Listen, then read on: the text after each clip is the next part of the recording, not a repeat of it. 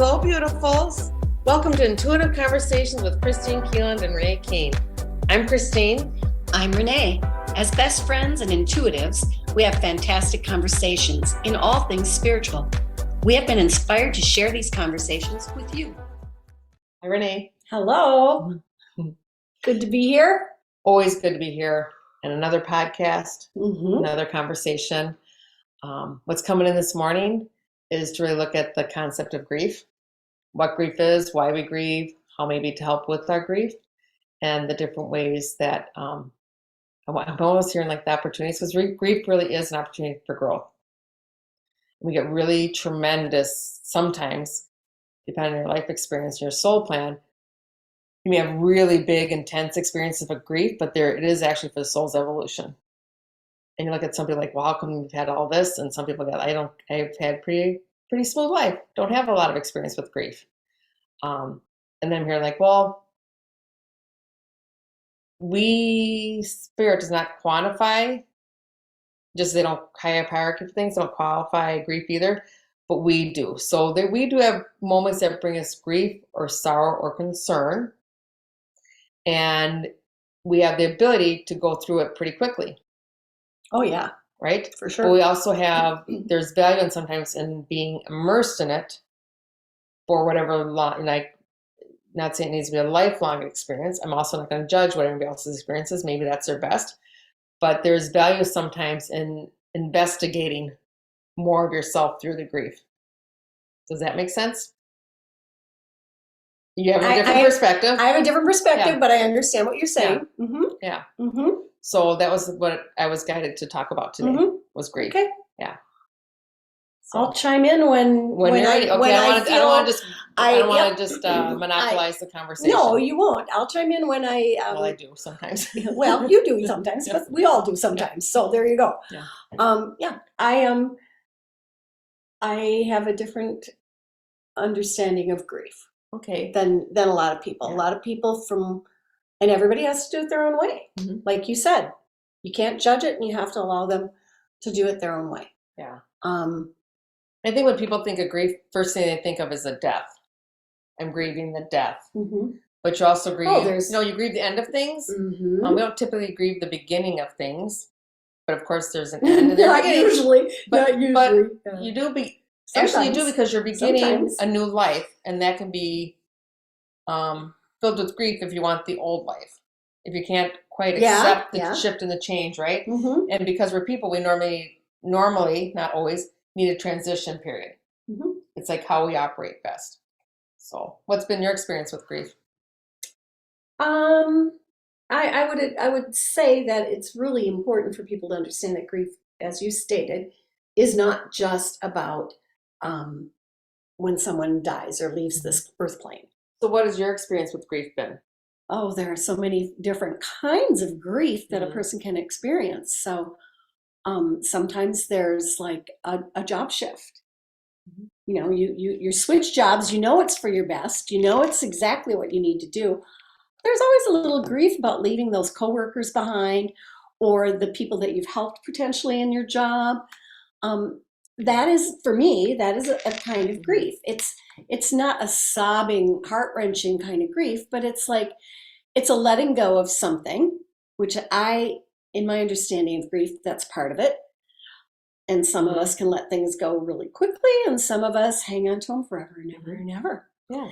And that's not saying one way is right, one way is wrong. It's just you get to choose, because you are your own sovereign being, and you get to choose how you want to move through grief.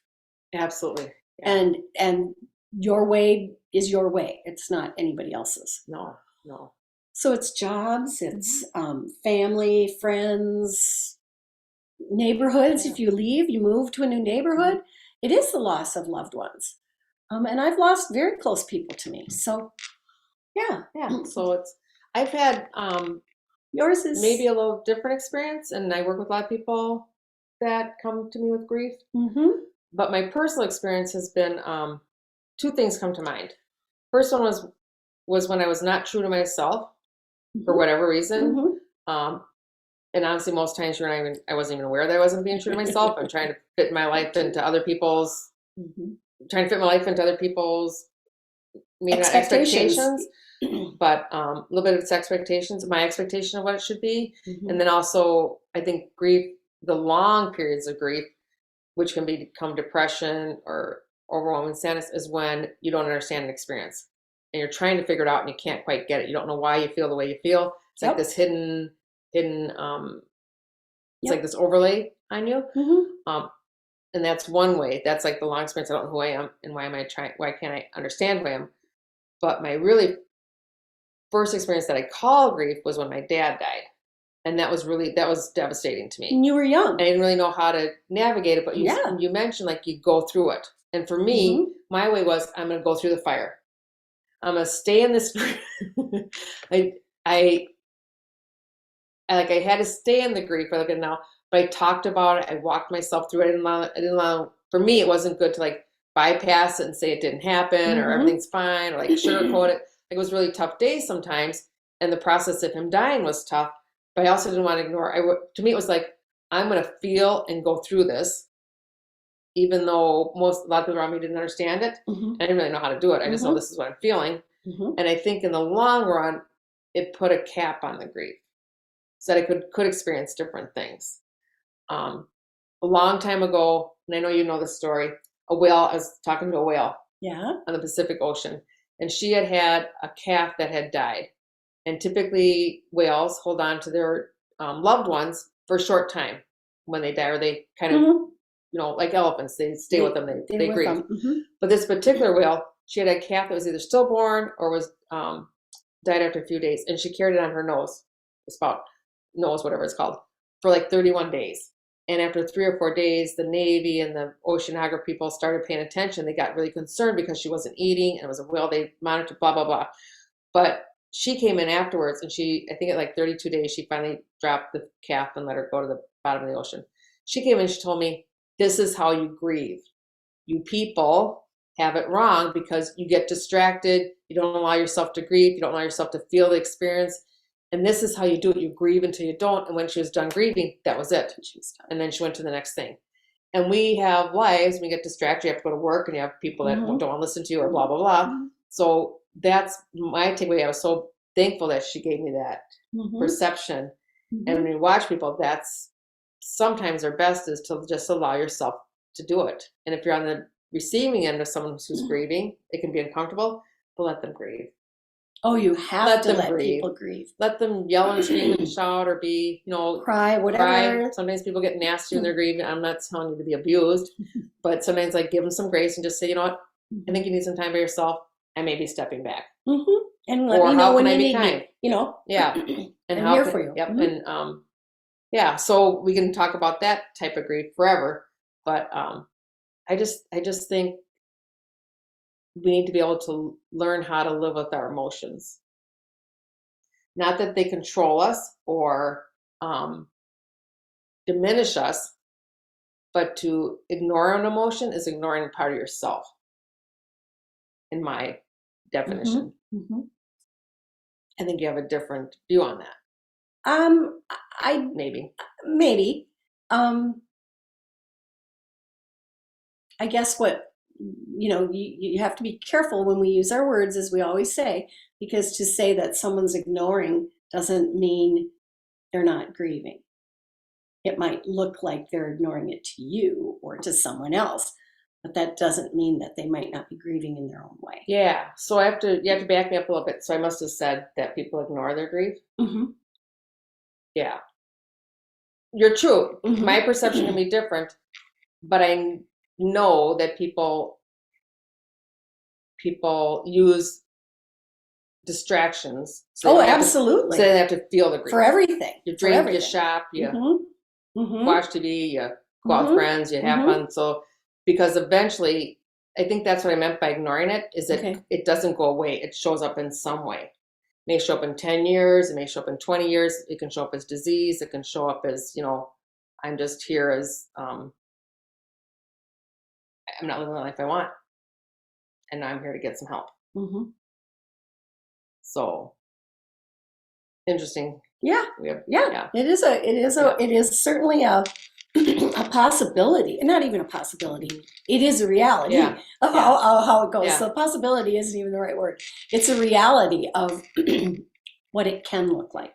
Absolutely. I think it's the more we can be aware of ourselves, then you're able to be more aware of others and how to support them. But it has to start with yourself, and maybe look at like, where have I had grief or sadness in my life, and how have I dealt with it, and how do I want to do it next time? Because it can maybe keep come around coming again, back. right? Yes, it can. Or a new experience that may cause some misunderstanding or grief. So grief may not be, grief is such a heavy word, and it has such a, a long time ago, Spirit told me there's traumatic events, but there's really no tragedies.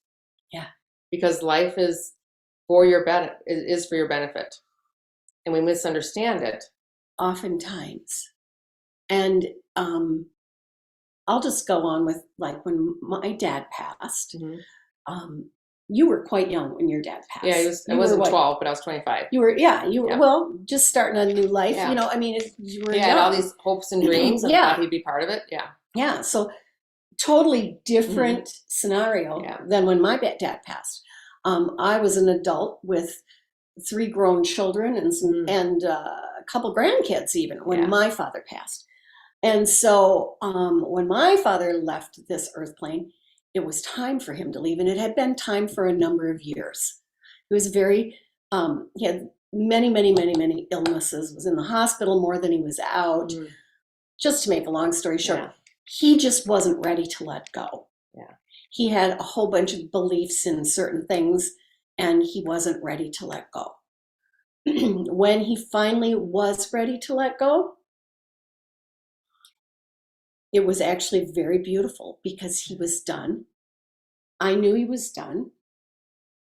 My grief experience, I had him for all those years that you didn't. So my grief experience is not traumatic. It was expected. I had been expecting it since I was 15 years old. So you had done some of the grieving. I had done some of that grieving every time I was in the hospital with him, every time we were, doing that stuff. So I had worked through some of the emotion of it. I can remember one time when he was having an attack, and the doctor made me kind of lay on him so they could get the right tubes in and out of him. That's a pretty heavy experience. It was a horrible experience. Yeah. And then I remember sitting, so this may tie in, but then I remember coming out of that emergency space and sitting on the floor and just sobbing, dealing with the grief of that moment. And I remember my sister coming in, and she goes, "Oh my God, Renee's crying." Something. What happened? What happened? Yeah. Because that isn't my go-to usually. I don't usually. Yeah. I cry more from happiness than I do from an emotional sadness or grief or whatever.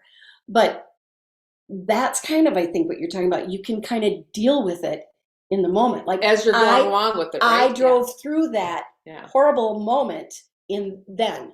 Yeah. And then he lived a few more years after that. So and then you get another opportunity. And right? so there you go again. Yeah. But it was a different experience. I didn't have any more. Would I have loved my father to hang on? I loved my dad deeply. But I didn't feel like I was missing out on anything anymore. Yeah.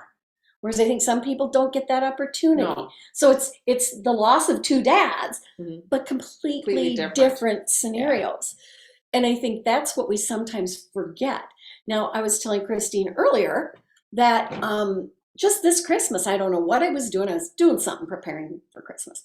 And all of a sudden, I just got this flash of my dad, and I got little tears running down my eye. They were happy tears. They weren't sad tears. But I did say, "Oh, man, Dad, I just miss you at Christmas." So, again, a little bit, you could call it grief because it's sadness, but it wasn't like, "Oh, I wish you were here and I can't make it through Christmas without you." It wasn't that. It was, sometimes you just miss someone. Miss them. Like you just miss them. And that's not wrong. And no. it's now, if I wouldn't have acknowledged that and would have pushed it off, now then that might have invited something else in. You might have had a heavy day and not know why you had a heavy day. Exactly. You might have just feel a little, So things can happen. But it's our grief is such a interesting emotion, let's say. Yeah, and I think many times grief happens because you don't feel like you're finished with the experience, whatever it may be. You get fired and that's not what you were expecting or wanted, or a person dies, or a marriage ends, or there's lots, if you have a baby that doesn't live, you have a stillborn baby or baby that doesn't live, like that's totally, that is something to grieve. Or I'm not going to say what you should or shouldn't grieve, but that's like a common, right? People understand that one. But also it's like, I wanted what I had to be different, perhaps. I worked with a gal this week, and she was very upset because the person that she knew was dying, she had to leave the room because she didn't want to see the death. So she carries that grief more than the person died. Like she should have done it differently. I should have stayed. What kind of person am I that I couldn't stay with my person I love so dearly? Really grieve. Then we could explain, well, honey, it was okay. And the person with you didn't really want you there, but the soul, you're here physically, but your spirit's one of the greeters. Like you're actually one of the greeters when the person leaves the body, just as you're one of the greeters that comes. So your spirit is, you're so much more than this physical body. Felt her a lot, and she could actually then kind of feel it, but the grief of what she wasn't able to do, or maybe you're grieving that you had a parent that wasn't the parent you wanted, or your spouse, or your job, or we grieve a lot of things, and but the big ones seem to be like people need help with that a little bit. How do you navigate grief? How do you accept what is? That's somebody dies, you don't have a choice. Or you get fired, or you have to move out of your neighborhood, or there are all kinds of things that, how do you accept what is? That is probably the core of this. And when my mom died, not when my mom died, that actually was a different experience because I understood a little bit better, and I was like, I got it all. And it was a little bit like 2 months later, I was like, I get why you died, but did you have to leave? So it's like the physical part, you don't really want them to have the same experience. And what was helpful when my dad died, I had some kind of inner wisdom that I needed to help my mom in a really significant way. Okay. And to me, it didn't really feel kind, but it felt best. And I think I wrote her a letter. I said, Mom, because my mom was only 52, this is the rest of your life. You can come live with us. We can have dinner with us every night. We will do whatever you want us to support you. And this was the hard part because it felt really mean. You have to adjust to life without Dad. And if I do it for you, maybe those were my exact words, but I can't do it for you. I can't let you just come here and sink. I will support you, right? But for you to make, I can't let you have my life be your life. And about 3 or 4 years later, she said that was, at the moment, it felt like the cruelest thing anybody had ever done to her. It was so heartbreaking that she felt like I rejected her. So it was absolutely the best thing because I had to figure it out. I had to grieve and be by myself at times and want something different and go through all the things I wish we'd done different in the marriage and things I could, all those things you do. And you have to give up the dreams you don't have. She said, but in the long run, I got it. And I did get a better life. I still missed your dad, but I didn't stay in that place of grieving. And she even didn't stay in a grief group that long because she didn't want to be the grieving widow for 30 years. She wanted, I get support when I need it. And then I move along. You honor what you had. So that's what I wanted to share, is that it's hard sometimes to support people and let them kind of grieve. And you don't get to tell them how. I mean, I did. I guess I did tell her how, but I didn't tell her she was wrong. You didn't tell her how. Yeah. You gave her an opportunity to look at it. Yeah. And to see what really needed to happen. Yeah. And you didn't say you wouldn't be supportive. You said, you can come here, you can do this, you can, however. And I was also really clear on what I could offer. Yeah. For that time I was just married, didn't have a baby yet, but it was like, I knew my emotional capacity to be with my mom. And I had a fine line with it. And I have my own grieving to do. She had her person and I had my person. So, I don't know. I just want to share that. Yeah, that's good insight for everyone, I think. I want to look a little bit at something that you said, and now it's my turn to go. What was it she said? I distracted myself.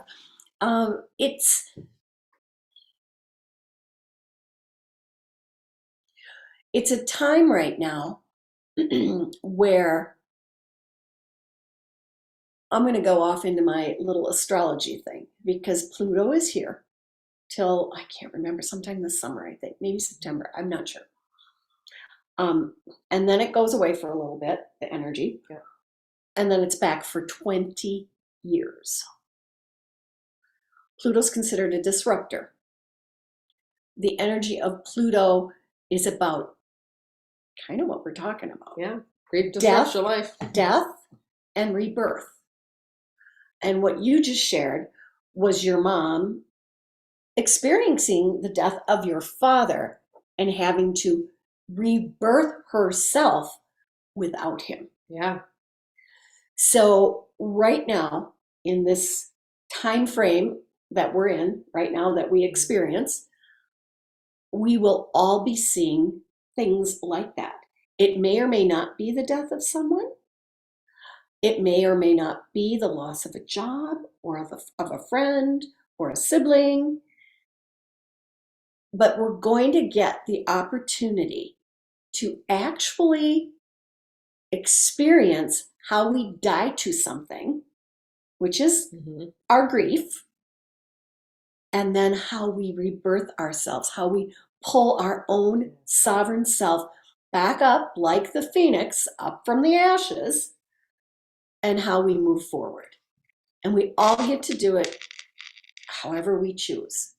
Some will move through fast, some will move through slower.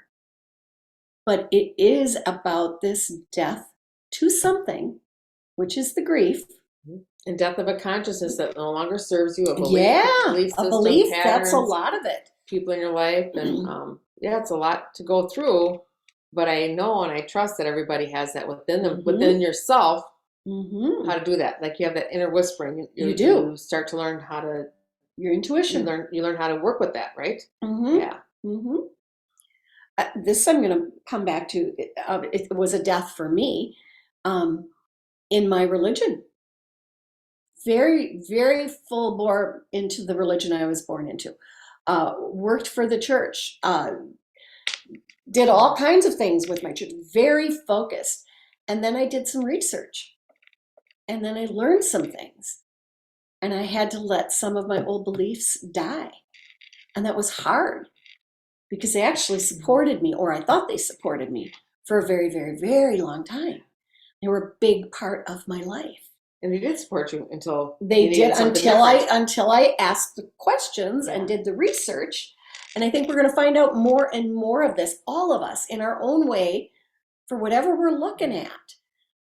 It's actually a great opportunity to move through your grief, to come out on the other side. And you have those moments of exuberance, and that moments of lightness, and that moments of like, there's still value in my life. There's still more for me to discover, and more, and that's why you're still here. That's why you've been offered a new job, offered new relationships. You had offered, your life is still, extending, whatever it may be. And so there's that. It's that duality, that polarity of having both. Yeah. Right.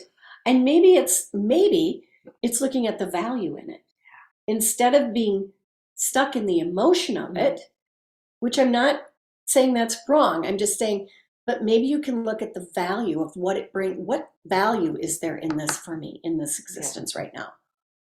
And maybe there's a whole lot of value in it for you. I always think, writing things out really helps. Does. Really, really helps. Writing, talking, screaming, laughing, using you, the body that you have, but blending the mind and the heart together. Like, what am I experiencing, and how is this helping me? Yes. And you will start to get exactly how this is helping you. And many times you have the big grief experiences because it helps you understand. It's like these little pebbles griefs that comes, like, oh, this was kind of, somebody didn't have lunch with me when I was in fourth grade, and that was really sad for me because I really wanted something. And now these bigger things, right? And then maybe a friendship ends, and then you get to this one. So we get, like, it's our training ground, how to live with ourselves, how to live with others. But I love that you brought in Pluto, because this is a big shift in consciousness. It really is. And look around the world, all the grief that's being brought up, I don't want to say brought upon us, but that we're experiencing as a way of evolution. And there's souls that are very clearly, I am going to experience this whatever this really looks like, Is. horrible experience, grief experience, because it's evolution of me, and I'm also doing my part to evolve humanity. I'm saying no more of this. And then it gives others around to say, how do I proceed with kindness? How do I get there? How do I get there? Yes. Yeah. Yeah. So yeah, that is cool. lots of ways to do that. Yeah. So what do you think helps you when you get in a place where you get a little, because you don't really go to sadness. I go to tears sometimes, go to laughter, but I can get well, I know in my own experience that I've been depressed many times, but because I didn't understand what I was experiencing, and I took it as like an overlay of my life. Oh, Like, this is because you've had this one experience and you kind of lost yourself in it, and how to like kind of climb out of who am I? Does that make sense?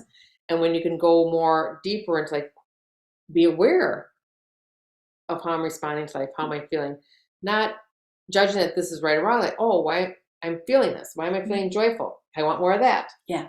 Right? Why am I feeling sad right now? Well, is it because I had a conversation I don't understand? Is it something back here I don't understand? Well, then that's my opportunity to go get help from myself, or do my automatic writing, or sitting down with my guides, and how do I need to understand this? What am I not understanding? So you do it through yourself, and if you need help from others, you go get help from others. Just like if you need, want to share lunch with somebody, you call a friend and say, hey, I want to meal with you. But it does come down to us. We have to be aware of it first. And that sometimes can be tricky. Might take a while to become aware of it. I guess what I'm hoping, what I would like people to look at in this next part of our journey or evolution here on planet Earth is to look at who you are and desire to be, and not so much about getting caught in old patterns. And we all do it. We all get caught in old patterns, which is kind of what we're talking about when we go back. And when you get stuck, perfectly wonderful to reach out to somebody and say, hey, I'm stuck. Can you give me share some light on this for me? But we are really at a pivotal point in moving forward. And in doing that, we need to understand our intuition. We need to recognize who we are. And that's not easy. And it doesn't, for most people, come like this. It's work. It's work, people. And a lot of times it is going through some of the emotional stuff that we have. But it's keeping your eyes on the rebirth part, not on the death part, even though it's a piece of it. And sometimes, not even sometimes, my understanding is, at least for me, I've had to go through the death part to be reborn. And there's a transition period in there. There's a little bit of a pause. Yeah, it's like you have to kind of figure it out. Yep. So without this, I don't know that you have this. I don't think you do. I just don't know that. I don't know that you could. No. So I think there is sole purpose in what we do. Yeah, and I think it is about accepting this is what it is right now. And I see that's when people, myself, get stuck on things because you want it different than it is. No, this is just how it is. This has happened. Now, do I stay? Is this poor me? This happened to me, which can happen. Shouldn't or shouldn't. You just get to be aware. Is this kind of like, is this long enough? Maybe you don't even go into victim mode. Maybe you don't even go into like, this happened to me. Maybe you just like understand this is something I'm experiencing. If that's right, I think that's wonderful. I would like to see more of that in your own timing. But then you get to decide, well, how does I'm kind of repeating myself, but habit. That's an old habit. That's okay. But one of the things to be the way they were doesn't serve you. No. But I love this. I love this about the job. I love this about the person. What can I bring forward? But to want to be different it just goes against you. Allow yourself to evolve, to be reborn into something new, and you'll have multiple rebirths through your life. Yes. Yeah. And that doesn't mean that something that you want to be like again can't come forward in your new experience. Right. It can. And it's really, that's where the writing comes in for me. I like to use writing when I'm in that mode because then I can just I just write. everything and anything that pops through my little old brain, all of it. And some of it isn't even coming from the brain, it's coming from spirit, most of it. But to start with, it's normally when I write, it's just normal, like, okay, and then I get her going. And then something will be revealed to me that I totally have kept myself unaware of. And it's like, that's why, that's where okay, now I can look at it. Now I can decide, do I want to wallow in that? Do I want to? What action can I take? Or am I just like, now I understand, I'm done with it, kick it to the corner and move forward. We all get to decide for ourselves how we want to move forward. And listen to how you talk to yourself, but it's really like, what's my next step? My next step may be I'm going to just stay home and kind of coddle myself and it might be the best insulate, thing. or I'm going to I'm done complaining about my life experience. And that's not judgment either, but we all come to that point where I've done enough of this kind of immersive, for me, and I'm blaming everybody else. Maybe that's your experience, but I move on. What's my next thing I can do? And if it is something that we consider a tragedy or traumatic, you allow yourself that time, but you also there's things to attach to, and they're showing me it's going into the next part of your life, because this was a very clear message that your life, this part's done, and there's this whole open field for you. And it takes bravery and courage sometimes, a lot of courage to be in that moment, and not, it's like the wheel, you don't leave it.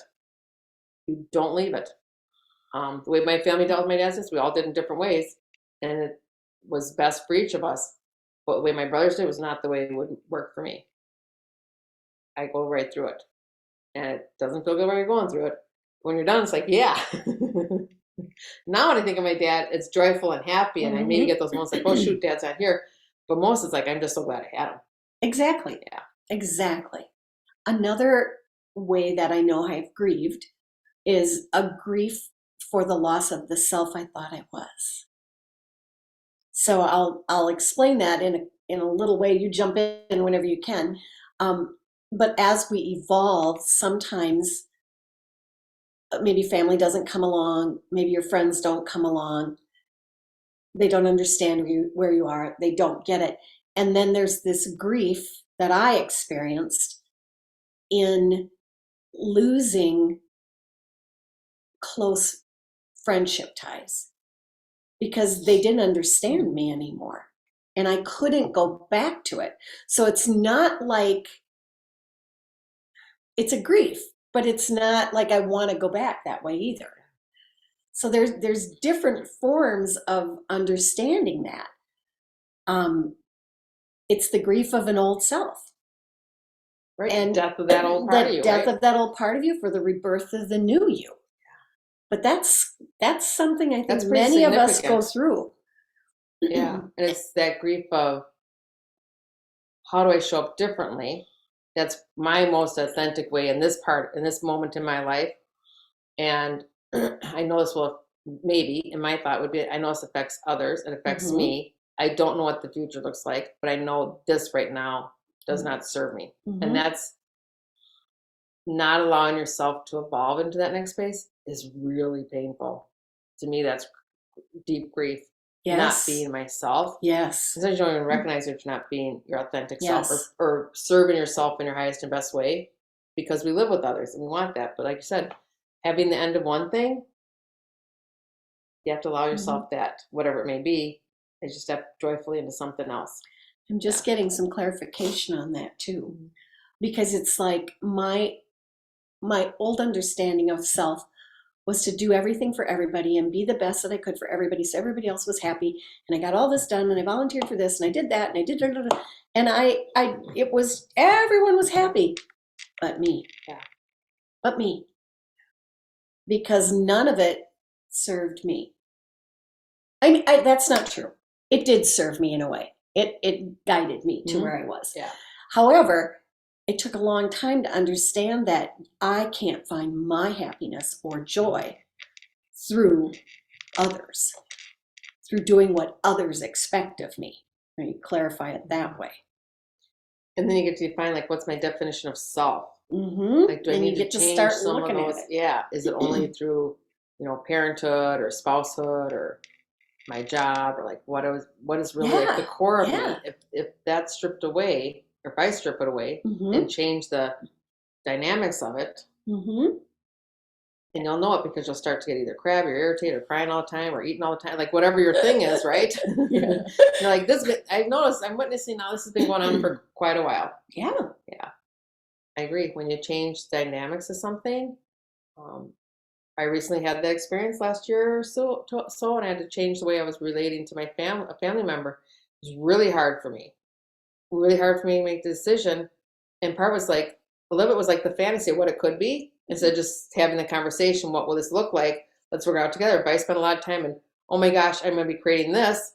And that just feels awful to me, but I know I can't do me this way anymore. So it's like this big conundrum. And like, how do I work through it? And honestly, I didn't give that other person a chance to be part of my solution. Oh, okay. Like, here's what I'm feeling. What do you think? I waited till and it was my best way. I waited until I could get my head around it and say, I can't do this anymore. But I probably would have saved myself a lot of grief. Sure. To just say, I need a change in the situation. Instead of making up what it could be. And then I would have to accept what that person said to me. And that probably would have been hard for me to say at that time, if I'm really being honest. And I think you hit a key word in how we look at what things could be. To me, that has the same energy as an expectation. Yeah. Yeah. So when we pile that on ourselves or on others, that's not beneficial. No, it just creates this not horrible mess, right? Yeah. Because absolutely. just looking at home, in my home life with my husband, I want to do stuff. I want to go places. I want to travel. I want to, do whatever. And for a lot of years, I expected him to come along with me. And he will sometimes. But that man is completely and totally content and happy to be at home on the farm. So what right actually do I have to expect that he wants to live the same way that I do? It took me a long time to get there, but now I'm there. It's like, I get it. I get it. And he does not expect me to do his thing. But that took some work and getting through it. The other part of it is, our society expects you to be with your spouse and do everything with your spouse, but you don't have to. Who cares what society thinks? You got to do you, whatever that you is. And then that makes a better relationship. Oh, totally. For both of you, right? Totally better relationship. And that's the whole goal of being together, right? No expectation or what it could have looked like.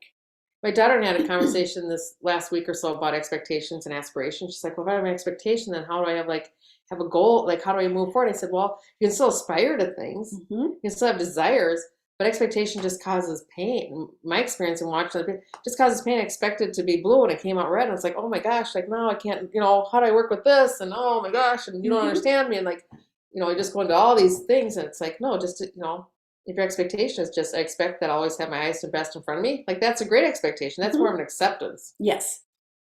That I accept that my life is always for my highest and best, even when I don't understand it. What's going on? But it's what would you call it? Faith or trust, or to me, it's just a knowing. Knowing. I would call it a knowing. I just know. And then you get to know yourself more by listening. By slowing down, doing the writings. Maybe it is a little bit of backpedaling, like, oh gosh. You might have to sometimes. I kind of got that, but I wasn't really listening. But now I know this is what that means. And and also losing the expectation of how spirit shows up for you. Yeah. People say, I'm asking. Well, you only need to ask once. You're heard. It'll show up in your highest and best way, in your best timing. Yeah. And I like to look at it in switching in my thought of expectation. It's like, what do I want to create for my best experience? What do I want to create? So then I can look at different scenarios rather than, well, I expect this to happen. I expect that to happen. It's more about, I want to create joy. So sometimes joy for me is just taking a walk outside and looking at the leaves and the sun and the clouds, and instead of looking at this, I think we've been bamboozled into thinking that we have to have this ginormous something come into our life in order to be joyful. It does, all those beautiful words, they don't have to be big, glorious things. It can be a call from a friend. It could moment. Could be the most joyful thing of your day. I don't know. I don't think you need to know the whole, like your picture. whole life experience, People sometimes like, well, what's my purpose and why am I here? You're here to live life. Like very basically, you're here to live life. How do I create love? How do I be love? Like that's really the bottom line. People have other ways, maybe on their soul plan of how they're going to create that. And then you consciously, like you're saying, consciously aware, what am I creating? What do I want more of? And that's where, attention sometimes help. And I think but don't hold yourself to anything like it has to be this way. Then you're in expectation. Yeah. Or somebody else knows better to me. If it sounds interesting, somebody does, somebody goes for a walk every day, that's something that doesn't have to be your way. It can be an inspiration for you, and then you figure out what's my best. Yeah. Going forward, I think we really need to come to ourselves for answers. We do need to come to ourselves for answers. And listen to the podcast. Obviously. Yes, but you get your answers through it. We just inspire you. Yeah. But part of that's why our conversations that we've had, and that's why we were inspired to do this, is because sometimes we talk about some really fun things. This may seem not so fun. It may seem fun to some people, but one of the things that I just think is really a big piece in all of this is, as you said, coming to one's self, knowing your own intuition, knowing your own highest self, and not looking all over. Oftentimes, people we work with will ask, well, you said it earlier, what is my purpose? Or what am I supposed to do? Or should I take this job? Or shouldn't I take this job? When we look at those scenarios, we can give an interpretation of what the energy looks like right in that moment for that particular question. But no one should ever base that on their decision. Their decision should come from their own intuition and their own highest self. Because an hour from our conversation with someone, the whole energy in whatever it is could have shifted. And you can see it shift pretty quickly. And you can. And so it's like you need to be your sovereign being. It's not like I can say I'm always in my own sovereign being. I'm not. I work really diligently at recognizing that, understanding that. But I'm human, and I am here for the experience, just like you said. And things do shift really quickly. Like someone last week said, well, why you told me this, and now it's kind of shifting. I said, well, you're changing. So you're changing the outcome. You're changing, your choices have made a different life experience for you. So it's not that the information is inaccurate, because I just listened to you. It's accurate for them. I'll be a conduit for you until you learn how to do that for yourself. But that's always what we're teaching is how do you find yourself. But it can change that quickly, and it does change that quickly. It does, especially like you said, if you do move more into who you actually are, your authentic self. The more you move into that, the more rapidly things in your world will shift. And it's always about us. How we're grieving, how we're experiencing life. It's not what the other person's doing or how they do it. That can be a guidepost if that is comfortable for you. Like I need to, like if you learn how to paint, maybe I'll look at somebody's Da Vinci. Their process, right? Look at their process. Then you have to figure out what's my process, what's best for me. So it's just it's curiosity maybe. Fascination, like the other person said the other day. But so I think we don't dishonor ourselves in any way. The best we can. And the minute you start feeling you're doing that, give yourself a keyword or something. Give yourself something that's like, no, I'm not going down that slippery slope if I'm dishonoring myself. Now, that being said, if your way to grieve is to cry your way through it, or lock yourself in a room till you're through it, or whatever it is, that isn't dishonoring yourself. That's honoring what you need to do to go through it. And sometimes you have a big life, so like you can't really be like the whale. So I will encourage people, like, you're going to set a time, like, okay, I got 20 minutes today. I'm going to go deep in as I can. Yep. Or a weekend or whatever it may be. But I'm also going to take the same tactic and I'm going to say, I'm also going to allow myself 5 minutes today. I'm going to laugh, watch comedy, talk to a friend that makes me happy, go get a donut, like whatever, they kind of pull you out of it. So because you're working in both fields. Mm-hmm. And then eventually one becomes a bigger field. Mm-hmm. But you give yourself, like, you make the intention, this is what I'm doing. You give yourself the grace to do it. And maybe sometimes you need a break, and some days like, this is the day I'm going to really allow myself to go deep into it. But we have lots of moving parts in our lives. Mm-hmm. So do you the best you can and love yourself through it. Perfect. Yes. Yeah. Absolutely. Anything else we want to mention for grief? I mean, we could probably talk about it. We could do it all, yeah. And no, I think we've covered it. I think so. It's good. If not, there's the comment place. You can ask us to do more on this topic. And please, we'd like to hear your opinions. We'd like to hear your feedback. Please subscribe to this. Let people know this is valuable to you. Let other people know that this is a good place, maybe for inspiration and guidance. And again, we always love to hear back from you. So thank you. Yes.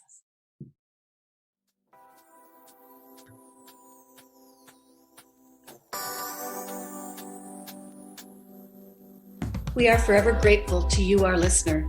You inspire us to continue listening with our hearts, to share what we know, and to expand love, peace, and joy within ourselves and others. Until next time, this is Kristine Keeland and Renee Keene. Be love, give love, and receive love.